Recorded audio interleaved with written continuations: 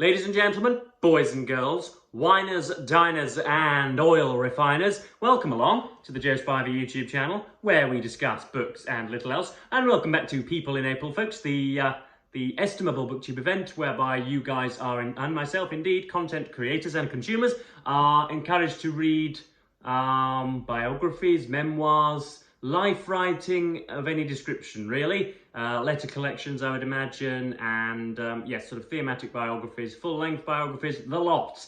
Reading about real life rather than fiction. And unfortunately, folks, I come to you cap in hand, unfortunately. Forgive me, Father, for I have indeed sinned. I am going to bail on this big, inscrutably large hegemonic work by Simon Heffer. This is The Life of Enoch Powell by, as I say, Simon Heffer, like the Roman. And yes, goodness me, the charges arrayed against me will, of course, be one of flippancy and of impatience and of impetuosity. But I, of course, can I can refute those claims with both hands, as it were. So yes, I was about a quarter of the way through this yesterday, and I've decided to throw it aside, or at least, yeah, put it aside, perhaps for indeed a later date. It's just not. It's just not firing me up. It's not enthusing me. It's not energizing me. It's not enthralling me. It is boring me to the back teeth, I think is the phrase, is it? Or boring the teeth from me, or you know, boring the gonads from me, or it's you know, baldingly dull at the moment anyway. So I'm going to try and explain why it is that I'm getting rid and do a little bit of justice to Simon Heffer's novel, his biography anyway, and yeah, go from there, I suppose. So yes, this was published, I think, in 1998, so right at the end of the 20th century, when, of course, attention spans were of a much more capacious nature, and so you could get away with writing an absolute huge work like this. And so yes, this is Enoch Powell, who is, or was, he's pushing up daisies now in some cemetery somewhere. He is, or what was rather, a prominent Conservative MP of the mid-20th century. And yes, this takes us through his background and his formation, his formative years, and how he came to acquire some of his guiding principles, and yeah, what went in, what was the makeup of the man. And so yes, born 1912, 1913 in I can't remember where really, and so he's a solitary child. It has to be said. He is misanthropic and really rather studious, and Heffer does a really excellent job. It must be said, I've read 250 pages, 150 pages of which have been brilliant, and have startled me, and have piqued my curiosity, and have thrilled me, and all of that. I thought were really very excellent. So yes, we get, as I said, a sort of misanthropic but studious individual, and Heffer does a great job of stressing the importance that his mother and father, and the kind of sort of boiling, unbidden sort of feeling inside of himself of the importance of autodidacticism and of learning things, you know, sort of by one's own vocation or whatever, and of you know, getting things into your head, and of getting a solid grounding so as to understand the culture in which you reside, which of course has been rendered obsolete and anathematized in the 21st century, but there we are. Yes, you get a very precocious, very learned, very capable, and indeed very keen student. He goes to, I think it's, I think the name, oh, I'm going to forget now, King Edward's or St Edward's School, but sort of an all-boys affair, and just, you know, completely dispatches with any of the competition. He's not a good mixer, doesn't blend well with his contemporaries, and sees no utility in that either, which I thought was really very interesting. Not only does he forswear company rather a lot of the time, but finds, or would find that company, or would find the acquisition of a beneficial friendship group to be really rather stupid, and just not something that he's after, essentially. We also have, it develops and goes on to Trinity College, Cambridge, and again, just wows everybody there, and walks out of 3-hour exams after 90 minutes and 2 hours and sort of swans out there with his arms folded and reads between the hours of 5:30 in the morning and 10:30 at night. He is he harbours an insatiable desire for learning and it's the acquisition of languages that seems to be Powell's calling. And there we go. I read in the comments when I was advertising the fact that I was going to be reading this novel that their presumptions about Powell were appended by this book, and that's correct. You feel you get a strong sense, or you empathise, or sorry, sympathise on behalf of Mr. Powell, because of course hardly any of us in this community can imagine being sort of so ridiculously isolated and not even wanting the company of your fellow men or whatever, your fellow men and women. So yes, the kind of, as you can see on here, the really rather austere and unsociable individual, or at least the harsh individual is what was appended in me. You don't get any of that intolerance, really. You don't get any of that, and by I just mean intellectual intolerance and of impertinence and of not suffering fools lightly, or whatever the phrase is. That was taken apart, and you essentially just got a lonely individual that enjoyed his own company and the comfort of learned authors in his books. Then he espouses an earnest desire to die in war, essentially. Heffer does a great job again of accentuating Powell's prescience as regards the rise to power of Hitler and the Nazi Party in 30s Germany. He is, it reads as fresh as the print today on, diagnosing some of the issues of German nationalism and of that Lutheran interpretation of, Teutonic Germans and all of the problems that bedeviled the 20th century therein. Powell was right on top of that, and as I say, he reads as eloquently and expertly as a historian writing in 2024. So that was really nice, really good to see, and excellent of Heffer to include it. You also have a big influence on Powell was A.E. Housman, the poet, and you see a kind of an imitation, or at least a doffing of the cap to Housman in some of Powell's poetry that was published. Again, didn't know that he was a poet. That wouldn't have been one of the nouns that I would have used in a description of him, either before or after. So yeah, he was a poet, and the poems aren't brilliant. They are a little bit. They're clearly it's the poetry of a kind of a sensual autist, I'm going to say, somebody who can't really envisage multivalence or any kind of double meaning or any kind of ambiguity to the world. It's all really kind of staunch, really kind of square-edged, really kind of oblongated. You know what I mean? It's all, he's never really dreamy or quite sentimental, but it's all quite, as I say, deliberate and honest and earnest and unambiguous. It's all straight there and objective. But Heffer does a really great job of taking that apart. He's as good a poetical analyst as you'll find, as I hope to show in some of the sections that I've highlighted, 4 or 5 here. And he goes through bits and bobs of the army when war is, of course, embarked upon by Great Britain, and is posted out to North Africa to work on military strategy after becoming a university don 1 year younger than his idolised Friedrich Nietzsche, which I think irked him a little bit, in Sydney, Australia. So he wanders about in Sydney and develops a love for walking. Then when war breaks out, he, completely contrary to what was expected of Oxford dons at the time, which was essentially just to stay at home and report on the war, you were not considered a viable soldier. It was not considered mandatory of you to volunteer your services in His Majesty's Empire and her wars abroad. But Powell, as I say, contrary to what was proper and popular and most often done amongst the intelligentsia, signs himself up and off he goes. And he's posted out to North Africa and never sees action, unfortunately. He works in military strategy and in the defenestration and in the defeat of, I think it was Rommel, wasn't it, that was in North Africa, who started to bugger it up in Egypt. Heffer puts a great deal of responsibility on Powell and says that without him, heaven forbid, Britain's strategic brilliance, or at least their defeat of Rommel may never have occurred, or have occurred as swiftly.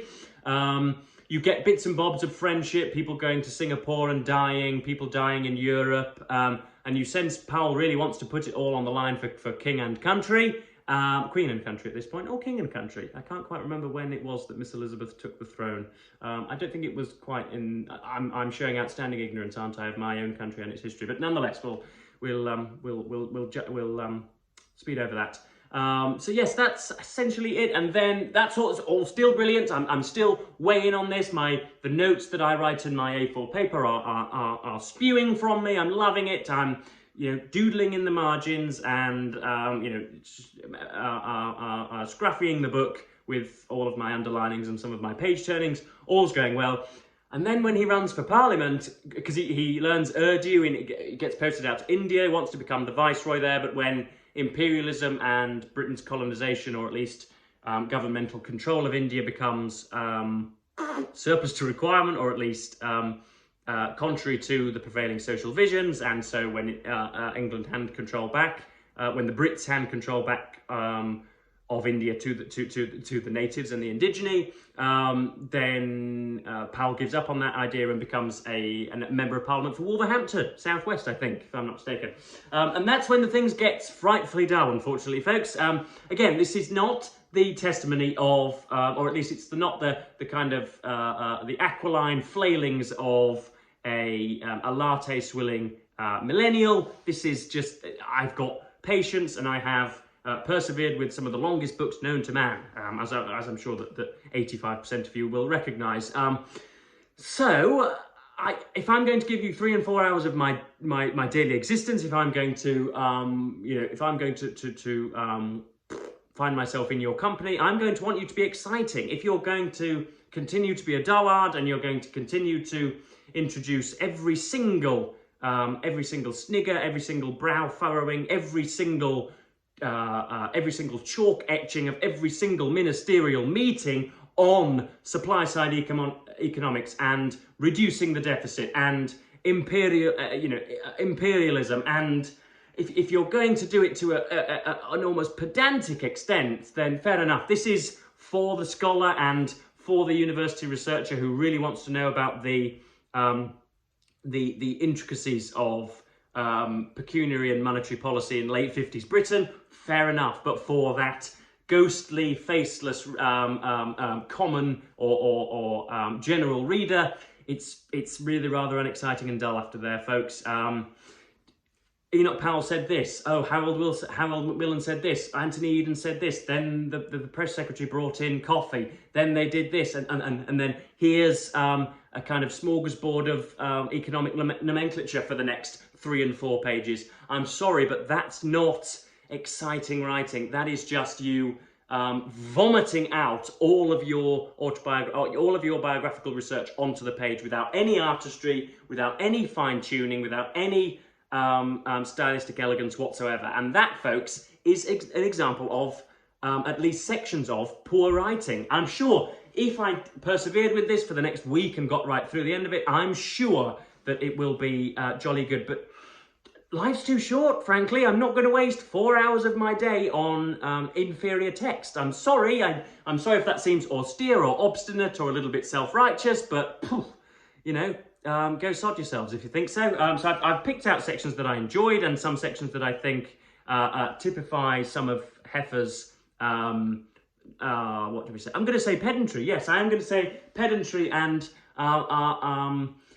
sort of counterproductive and disadvantageous microscopic zoomings in of ridiculously recondite material, frankly. And I know, again, I can't help but feel as if I'm being impetuous by saying, oh God, I don't want to learn about the economy in 1950. I want to learn about, Chris Hemsworth's inside leg measurement or whatever. I can't help but feel that I'm being an infantile undergraduate here, but I'm sorry, folks. I just can't deal with it. But this is the section on Enoch Powell being an autodidact very early on. The liberality of the regime at King Edward's, that's the school, allowed boys to wander out of school during their lunch hours. Powell would go home on the train for lunch with his mother, and, if time allowed before his next lesson, rather than have to make idle conversation with his schoolfellows, he would wander the 10 minutes or so from the school to John Bright Street, which had several second-hand bookshops. There he would browse, especially in the penny boxes the booksellers placed outside their windows, where bargains were within reach of the pocket of a schoolboy.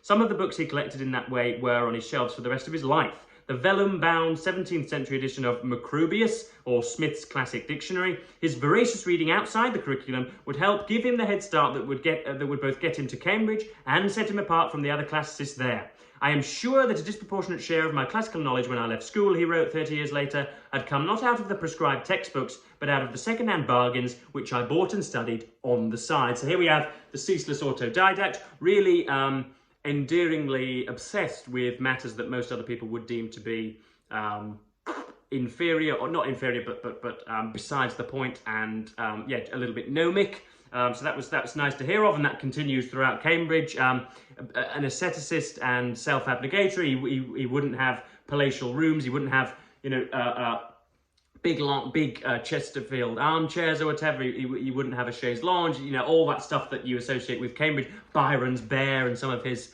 as I say, more chintzy slightly and really rather magnificent surroundings. That was not Powell's style. I think this is the section. Yes, it is. This is a section on Powell's perceptions of women very early on. And again, I'm not being that ridiculous blue-haired undergraduate member of the wokerati that cannot countenance disagreement or yeah, any sort of discord on any controversial matter. I'm not saying that we should ban a book. I'm not saying that we should behead somebody because they, heaven forbid, had different views to ourselves at the time. I'm not talking about moral relativism here. Goodness me, I'm putting a lot of apologies forth, aren't I? Look at me, repentant. Look at me, riddled with guilt at having not finished a book. But there we are. Powell was essentially, shall we say, a buy one get one free, this week only, shelf-stacked misogynist. The typical almost inherited misogyny that actually is born from inexperience and ignorance, i.e. women are ethereal and elegant and tender and ought to be cared for, but let's just pat them on the heads because, heaven forbid, their roles on Earth are very, very different to ours. We've just got to be there for fornication for 5 and 10 and 15 minutes, whereas they've got to nurse children for 9 months and then for 15 or 20 years whilst we're, balancing the books and ordering the artillery around and, you know, selling duct tape to our punters. He views women as intellectually inferior. Essentially, they're not able to agonise or cogitate or, you know, they're not capable of interdisciplinary learning. They do not have the cognitive capacity of men. This is what Mr. Powell thinks. And again, it's born of ignorance. It's another reason why I'm against public schooling, because the amount of attitudinised and shunted and repressed individuals that I've come across from Winchester, St. Paul's and Eton, that because they have never had an earnest conversation with a woman their own age, I've sort of anathematized them and would view them as we ourselves on this channel would view the flamingo or Flaubert, or, you know, somebody that you have never interacted with, somebody from a different era almost. So this is a section on that. His letters to his parents contain constant references to the coming war. One of Powell's colleagues at Sydney, Professor A.P. Treweek, remembered him as out of the ordinary, aloof as always, but so hopeless at communicating with women that he actively shunned them, and often dealing with colleagues with a complete absence of tact. He was quick to speak his mind, and to hell with the consequences, Treweek said. We were never close friends, but our working relationship was good. Powell was never afraid of unpopularity and often rubbed people up the wrong way. He seemed to avoid women as much as possible. He was something of a misogynist. They seemed to unsettle him and make him nervous. If a female student wanted to discuss something with him, he would ask me to see her. Powell admitted, I did not encourage women students because I felt they were unlikely to enjoy my method of handling the classics. He agreed this was a weakness of his, but maintained that women were unlikely to have the critical view which I endeavoured to instil. They have a different biological purpose, and that conditions a great deal and conditions the way they think as well as live and are. In refusing to teach one of them because of her idleness, ignorance and stupidity, he had the support of other colleagues who knew her shortcomings. One colleague told him that as her period with me was the last of the morning, she had been weekly expecting an invitation to lunch, and instead of that, to her astonishment, she got turned out altogether. Powell told his parents that illustrates perfectly the whole impossibility of teaching women. The whole time they're not thinking about Greek, but about whether they're handsome or ugly, polite or discourteous, about whether, in short, there's any chance of a match. What can you do with material like that? He added, "It's true, I have always insisted that sexual attraction is an essential element in successful teaching, and so I still believe. But the trouble is that this, in my case, gives me command over my own sex, but none over the opposite." And there you have somebody, as I say, just... you have to. I almost felt sorry for the bloke there because, of course, we know on this channel that the company of women is often just as fruitful, if not more, than the company of sometimes knuckle-dragging, bicep-curling men. So yes, that's... Oh, Christ, we're a quarter of the way through. I am bailing on this, guys. I've stripped my bookmark from it, and yes, as I say, I'm trying to... I've been so contrite, haven't I, throughout this? But yes, I'm going to go on to Stephen Fry's Moab is My Washpot, an autobiography, a kind of 400-page thing that hopefully will have a little bit more stylistic flair. Heffer's clearly capable of it, but as I say, he anaesthetized his text with far too many primary sources. And I'm sorry if that seems a little bit blasé and a little bit limp-wristed of me to say, oh goodness, how dare you put so many facts in this historical biography, but it was a huge factor in my putting it aside. So I'm going to limit my rants to short of 22 minutes. And probably just thank you ever so much. Yeah, please let me know if heaven forbid you persevered with Like the Roman, I have done in the past, and have therefore it has revealed itself anew to you and has been a little bit dimorphous and has become interesting later on in life or whatever. But that has not been the case for me. So I'm going to stop this video short of 22 minutes, and thank you ever so much for watching, BookTube, and say goodbye.